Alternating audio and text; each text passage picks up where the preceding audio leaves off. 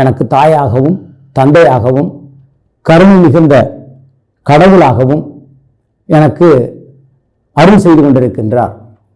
நான் சாதாரணமாக எல்லாரும் மாதிரி தான் முருகப்பெருமானை வணங்கி கொண்டு கோயிலுக்கெல்லாம் போகிறது, முருகப்பெருமானை வணங்குவது. நான் முருகபக்தன், சின்ன வயசுலேருந்து முருகா முருகான்னு சொல்லி தான் வளர்ந்துக்கிட்டு வந்தேன்.